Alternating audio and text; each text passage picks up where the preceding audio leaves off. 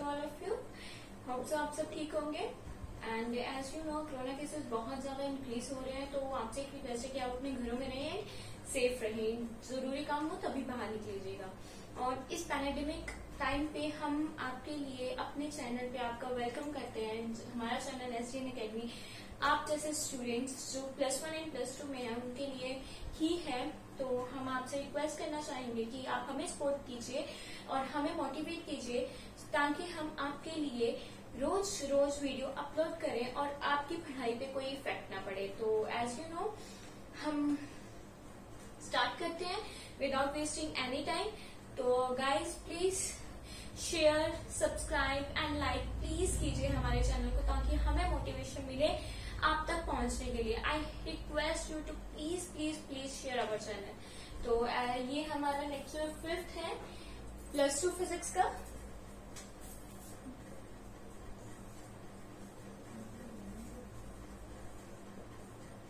Lecture number 5th for +2 physics. तो हमने काफी सारे लेक्चर 4 कर लिए हैं। तो लेक्चर 3 में तो एज ए इंट्रोडक्टरी है, 3 लेक्चर तो इंट्रोडक्टरी है। 4th लेक्चर में मैंने आपको कूलम्ब लॉ करवाया है और आज हम कूलम्ब लॉ की वेक्टर फॉर्म पढ़ेंगे, उसका पोजीशन वेक्टर देखेंगे और प्रिंसिपल ऑफ सुपरपोजिशन। ये 3 टॉपिक आज के लेक्चर में कवर करेंगे। ठीक है, विदाउट वेस्टिंग एनी टाइम हम अपना लेक्चर स्टार्ट करते हैं। सबसे पहले हम पढ़ने वाले हैं coulomb law in vector form.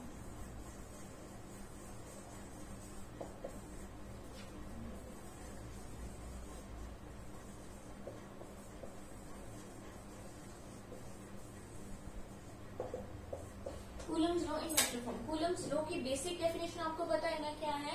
That force, जो भी फोर्स है वो डायरेक्टली जो फोर्सेज है बिटवीन 2 चार्जेस, रेस्ट चार्जेस के बीच में, वो डायरेक्टली प्रोपोर्शनल है किसकी? Q1 Q2 and inversely proportional है R² का। और ये प्रोपोर्शनलिटी का साइन हटा के यहाँ पे हम कोई कांस्टेंट K लगाते थे।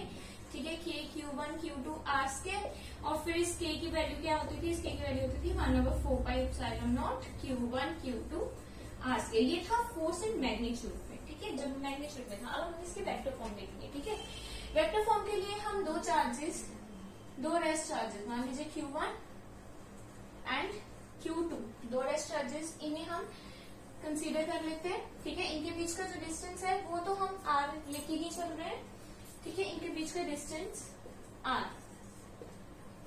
अब देखिए गाइस, Q2 के कारण Q1 के ऊपर फोर्स लगेगी एंड Q1 के कारण Q2 के ऊपर फोर्स लगेगी। ये दोनों एक दूसरे के ऊपर फोर्सेस लगाएंगे ना, Q2 के कारण Q1 पे एंड Q1 के कारण Q2 पे फोर्स लगेगी, राइट? तो जब हम Q2 के कारण Q1 में फोर्स लगेगी वो इस डायरेक्शन को लगेगी। देखिए, इस डायरेक्शन को ही लगाएगा ना ये Q2। तो ये जो फोर्स होगी इसको लिखने का, जो उसको डोनेट करने का तरीका वो क्या है? F1 2 vector, right? कि फर्स्ट चार्ज पे फोर्स लग रही है सेकेंड चार्ज के कारण। और किस डायरेक्शन में लग रही है? इस डायरेक्शन में लग रही है। यही है ना, देखिए चार्ज सेकेंड जो है वो चार्ज फर्स्ट के ऊपर फोर्स लगा रहा है, इस डायरेक्शन में लगा रहा है ना। तो इसको लिखना कैसे है कि फर्स्ट चार्ज के ऊपर फोर्स लग रही है सेकेंड चार्ज के कारण। तो इसको हम डोनेट कैसे करेंगे? F1 2। ठीक है, और जब हम यहाँ से यहाँ तक की पोर्शन की बात करते हैं तो यहाँ से लिखिए यहाँ तक के पोर्शन की बात करें तो ये जो हमारा डिस्टेंस का यूनिट वेक्टर आता है वो कौन सा आता है? इधर की डायरेक्शन में कौन सा आ रहा है? R21 vector, unit vector, sorry, R21 unit vector. ठीक है, फोर्स को हम डोनेट करेंगे इस तरह कि आपके सेकेंड चार्ज के कारण फर्स्ट चार्ज पे फोर्स लग रही है और यूनिट वेक्टर को हम डोनेट करेंगे R21 के कारण। ठीक है, ये आपको समझ आ गया। अब जब यहाँ पे देखेंगे तो यहाँ पे फोर्स इस डायरेक्शन को लगेगी। देखिए, चार्ज 1 चार्ज 2 के ऊपर फोर्स लगाएगा तो इन दिस डायरेक्शन। ठीक है, तो ये फोर्स कितनी होगी? F21 vector. ठीक है, इस डायरेक्शन में लगेगी ना। और इधर से लेके उधर की तरफ जा रहे हो ना, तो यहाँ से लेके यहाँ की तरफ जा रहे हो तो यहाँ पे यूनिट वेक्टर क्या होगा? R12। समझ गए? इधर से यहाँ पे ये एरो ड्रॉप कर दीजिए, यहाँ से इस डायरेक्शन में और ये इस डायरेक्शन में, ताकि आपको अच्छे से समझ आ जाए। समझ गए? अब हम देखें, अगर हम मैग्नीट्यूड देखें इसका F1 2 वेक्टर का मैग्नीट्यूड एंड F21 का वेक्टर का मैग्नीट्यूड देखें तो ये इक्वल है, क्योंकि हमें फिर ये वेक्टर की जरूरत ही नहीं है। आपको पता है मैग्नीट्यूड जब लगा देते हैं तो वेक्टर खत्म हो जाता है। तो ये किसके इक्वल आ गया 1/4πε0 Q1 Q2 R स्क्वायर। ये ना ये मैग्नीट्यूड भी मैंने आपको बताया था कि इसे ऐसे लिखेंगे। अब देखिए इसको डोनेट करते हैं। F12 वेक्टर अब इसे वेक्टर फॉर्म में लिखते हैं 1/4πε0। ये हमारे ये वाली फोर्स देख रहे हैं ना हम, इस चार्ज की फोर्स, ठीक है। इस चार्ज की फोर्स कितनी लगी है ना, Q1 के ऊपर Q2 के कारण कितनी फोर्स लगी है F12। दो चार्जेस हमारे Q1 Q2। अब देखिए यहाँ पे क्या आएगा R स्क्वायर, ये डिस्टेंस, बट यहाँ पे कौन सा आएगा, यहाँ पे कौन सा मेंशन करोगे आप, यहाँ पे आपका मेंशन होगा ये वाला unit vector.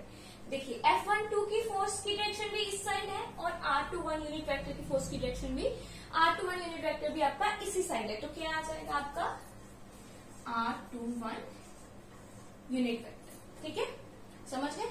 Like mark it first equation. अब नेक्स्ट हम लिखेंगे F21 यूनिट वेक्टर। अब F21 यूनिट वेक्टर किसकी इक्वल आएगा 1/4πε0 Q1 Q2 R स्क्वायर। अब देखिए F21 की जो फोर्स की डायरेक्शन है वो इस साइड है, तो R12 यूनिट वेक्टर की भी इसी साइड है, तो इसके लिए जो यूनिट वेक्टर है वो कौन सा है R12 unit vector. Market equation number second. समझ आ गई। ये वेक्टर फॉर्म में हमारी दो फोर्सेस जो चार्ज 1 पे लग रही है और चार्ज 2 पे लग रही है वो ये आ गई, ठीक है।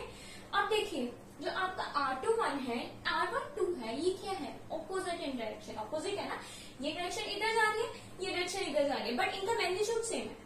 ऑपोजिट डायरेक्शन है बट मैग्नीट्यूड क्या है सेम है, दे हैव मैग्नीट्यूड सेम। तो that means I will rub it,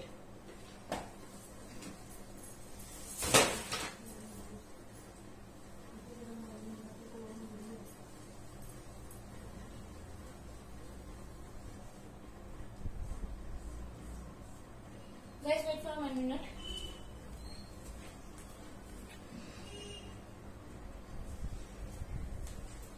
Okay, हाँ सी मैं क्या बोल रही थी कि जो R12 वेक्टर है एंड R21 वेक्टर है ये क्या है, इनका मैग्नीट्यूड सेम है but the direction is opposite. So that means R21 vector unit vector is equals to minus R12 unit vector. हम ऑपोजिट डायरेक्शन को माइनस के साथ रीड कर सकते हैं, नो प्रॉब्लम। तो देखिए ये इक्वल इन मैग्नीट्यूड है but their direction is opposite, right, their direction is opposite. तो मैं यहाँ पे R21 की जगह R12 लिख सकती हूँ या R12 की जगह माइनस R21 लिख सकती हूँ ना, माइनस साइन आ सकता है ना यहाँ पे। देखिए मैं चेंज करती हूँ इसमें सेकेंड इक्वेशन में R12 वेक्टर को मैं माइनस R21 वेक्टर पुट कर देती हूँ। सेकेंड इक्वेशन में क्या आएगा F21 vector is equals to minus 1/4πε0 Q1 Q2 R square। Next क्या आ जाएगा हमारा R21 यूनिट वेक्टर। ये आपकी इक्वेशन नंबर थर्ड हो गई। देखिए अब आपकी equation number third and equation number first, देखिए इसमें सिर्फ किसका फर्क है माइनस का, बाकी सब सेम है। तो मैं इसे लिख सकती हूँ ना, देखिए ये देखिए 1/4πε0 Q1 Q2 R square R21, ठीक है। एंड यहाँ पे फर्क किसका है सिर्फ माइनस का। That means F21 vector is equals to minus F12 vector. ये एक रिजल्ट आपका सामने आया है। जो कूलम्स लॉ की वेक्टर फॉर्म है ये ज्यादा इंफॉर्मेटिव है as compare to this scalar form, because इस फॉर्म में हमें पता चलता है कि ये जो दो फोर्सेस हैं ये equal and opposite in their directions, equal in magnitude but direction इनकी क्या है ऑपोजिट है। तो यहाँ से आप देखिए एक और चीज पता चल रही है, इक्वल एंड ऑपोजिट से ये क्या प्रूफ कर रहा है हमें न्यूटन्स थर्ड लॉ। क्या बता रहा है हमें ये न्यूटन्स थर्ड लॉ। आपको एग्जाम में ये एक क्वेश्चन भी पूछ सकता है, मैं आपको एक क्वेश्चन भी लिख देती हूँ यहाँ पे कि एग्जाम में ये कौन सा क्वेश्चन आपसे पुट कर सकता है, prove the Newton's third law using Coulomb's law. ठीक है, ये एक क्वेश्चन आपके एग्जाम में पूछ सकता है, तो उसका आंसर ये होगा कूलम्ब ड्राइंग वेक्टर फॉर्म। आपको ये प्रूफ करना है, ठीक है। देखिए ना, इक्वल एंड ऑपोजिट, न्यूटन्स का थर्ड लॉ क्या है कि each and every reaction has their equal and opposite reaction. यही है, यहाँ पे इक्वल एंड ऑपोजिट रिएक्शन दे रही है ना ये फोर्सेस, तो ये यहाँ से आपका न्यूटन्स थर्ड लॉ प्रूफ हुआ है। और दूसरा, that these forces are central in nature. Central in nature का मतलब it acts along the line joining the 2 points, ठीक है। सेंट्रल का मतलब होता है कि ये दो जो है it acts along the line joining the 2 points. Hope so ये आपको टॉपिक अच्छे से क्लियर हो गया होगा, कूलम्ब ड्राइंग वेक्टर फॉर्म, ठीक है। नेक्स्ट हम इसके पोजीशन वेक्टर की बात करते हैं। अब हम यहाँ पे बात करेंगे इसके पोजीशन वेक्टर की, ठीक है, कूलम्ब लॉ को ही, बट इन पोजीशन वेक्टर।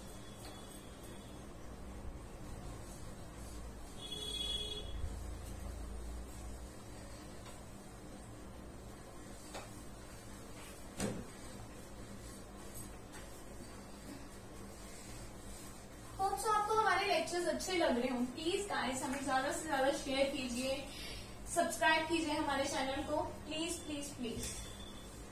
हम अपनी ड्यूटी निभा रहे हैं, आप अपनी ड्यूटी निभाइए, हमारे चैनल को ज्यादा से ज्यादा सब्सक्राइब करवाइए और करिए।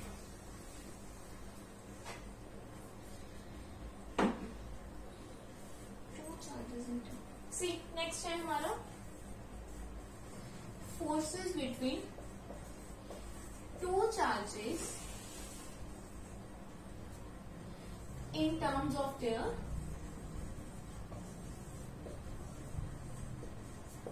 Position vector. आप सब ने +1 पोजीशन वेक्टर के बारे में रीड किया होगा, right.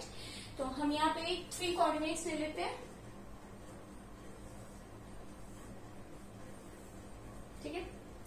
This is the point O, take it x, take it y and take it z। वैसे हमें यहाँ पे आने की जरूरत नहीं है, हम सिंपल ही लेते हैं, ठीक है। रहने दो, 3 एक्सेस में ही ले लेते हैं। सी यहाँ पे हम आप कोई पॉइंट A ले लो, ठीक है। ये पॉइंट A नहीं, चार्ज Q1 ले लो। यहाँ पे A पॉइंट पे आपका चार्ज Q1 है, गॉट इट। और यहाँ पे जो पोजीशन वेक्टर है वो कितना है आपका R1, ठीक है। यहाँ पे कहीं पे आपने पॉइंट B लिया और यहाँ पे चार्ज रख दिया आपने Q2, और यहाँ से लेके यहाँ तक का आपका पोजीशन वेक्टर है R2 वेक्टर, ठीक है। समझ गए? ये क्या हो गया आपका, ये आपका रिजल्टेंट हो गया। रिजल्टेंट हमारा R वेक्टर किसके इक्वल आएगा, R2 1 वेक्टर के, ठीक है। ये आपको पता है ना कि कैसे करके ट्रायंगुलर लॉ लगा के +1 में आप लोगों ने किया होगा, ट्रायंगुलर वेक्टर एडिशन के साथ, ठीक है। यहाँ पे आपका रिजल्टेंट आ गया। अब देखिए, ये फोर्स इसके ऊपर, ये चार्ज इसके ऊपर कितनी फोर्स लगाएगा, इसके ऊपर लगाएगा फोर्स F1 2 वेक्टर, और इसके ऊपर लगेगी फोर्स आपकी F2 1 वेक्टर। मतलब इसकी डायरेक्शन इधर को होगी और इसकी डायरेक्शन उस तरफ, ठीक है।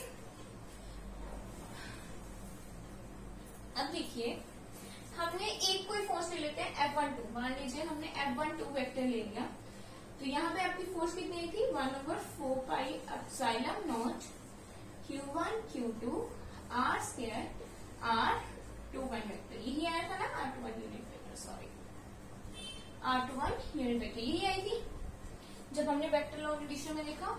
अब यहाँ पे डिवाइड एंड मल्टीप्लाई कीजिए विथ R, हमारे पास क्या आ जाएगा, F12 vector is equals to 1/4 pi epsilon naught Q1 Q2 R3। यहाँ पे आ गया R21 vector. Mark it equation number 1। Now we have to find the R21 vector, that there is it applying triangular law of addition, that is OB plus BA equals to OA। तो क्या आएगा आपका, OB plus BA is equals to OA vector। यहाँ पे vectors donate कीजिए। We want to find the value of BA vector, then left the BA vector here and take the OB vector another side, then we get BA vector is equals to OA vector minus OB vector। Now what is the value of BA vector? See, this is the resultant value R over R21 unit vector आना चाहिए यहाँ पे. तो BA vector is R21 unit vector. What is the value of OA? OA is equals to R1 vector minus R2 vector. ठीक है, आपको ये पता चल गया. See, you know, if we have to find the A unit vector, A vector, what is the value of A vector? A unit vector over A magnitude, isn't it? Sorry, A unit vector. When we have to find the value of A, I put it wrong. A unit vector. This is A vector over A's magnitude. See, if I take the magnitude here, this is equals to A's vector. इसके equal आ जाएगा ये A vector के. ऐसे ही यहाँ पे है R21 unit vector फिर किस R21 यूनिट वेक्टर किसके इक्वल आ जाएगा? R21 वेक्टर के, right? That means this is equals to R21 vector and I write it R1 vector minus R2 vector. ठीक है, फिर आपकी थर्ड जो फर्स्ट इक्वेशन है ये क्या बन जाएगी? फिर आपकी फर्स्ट इक्वेशन बन जाएगी F12 vector is equals to Q1 1 over 4 pi epsilon naught Q1 Q2 R cube and this is what R1 minus R2 vectors का magnitude. R1 vector minus R2 vector का magnitude. होप सो आपको ये समझ आ गया. ये हमने position vector की terms में ये वैल्यू निकाली है. सिमिलरली अगर हमें यहाँ पे F12 निकालना है तो आपका F21 वेक्टर किसके इक्वल आ जाएगा? 1 over 4 pi epsilon naught Q1 Q2 R cube. बस यहाँ पे चेंज हो जाएगा R2 vector minus R1 vector. ये आपका आ गया forces between two charges in terms of their position vector. ठीक है, ये टॉपिक होप सो आपको अच्छे से समझ आ गया हो. कोई भी डाउट हो तो प्लीज हमें कमेंट सेक्शन में जरूर बता दीजिएगा. हम नेक्स्ट टॉपिक करते हैं principle of superposition of forces, electric force.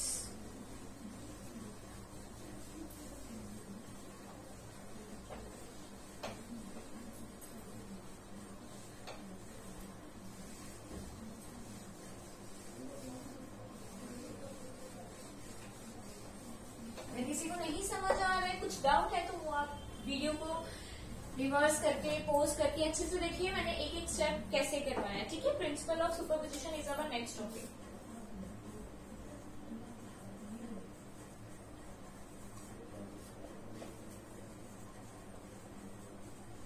Principal of superposition. What do you mean by superposition? Superposition क्या होता है? सुपरपोजिशन होता है कि किसी सुपर इम्पोज होना, सुपरपोजिशन होना, सुपरपोजिशन होना, राइट? मतलब जब बहुत सारे आपके पास चार्जेस हैं, ठीक है, नंबर ऑफ फोर्सेस एक्ट कर रही हैं एक चार्ज के ऊपर, देन आपकी जो नेट फोर्स होगी वो किसकी इक्वल होगी वो हम इस टॉपिक में देखेंगे. मतलब कि नंबर ऑफ चार्जेस हैं, ठीक है ना. एक फोर्स पे आपने देखना है कि कितने फोर्सेस, एक चार्ज पे आपने देखना है कि कितने नंबर ऑफ फोर्सेस. मान लीजिए मैं समझाती हूँ इन सिंपल लैंग्वेज कि आपके पास n नंबर ऑफ चार्जेस हैं, ठीक है, और n नंबर ऑफ चार्जेस मतलब Q1 Q2 Q3 and so on up to n है. तो आपने Q1 पे देखना है कि सारे चार्जेस के कारण कितनी फोर्स लग रही है. तो वो किसकी हेल्प से होगा? Principal of superposition. ठीक है, मान लीजिए हमारे पास कोई ऑब्जेक्ट है, आर्बिट्ररी ऑब्जेक्ट ले लेते हैं, ठीक है. तो यहाँ पे Q1 है, गॉट इट. यहाँ पे आप ऐसे नहीं लेते इसको, आर्बिट्ररी ऑब्जेक्ट से आपको समझ नहीं आएगा अच्छे से.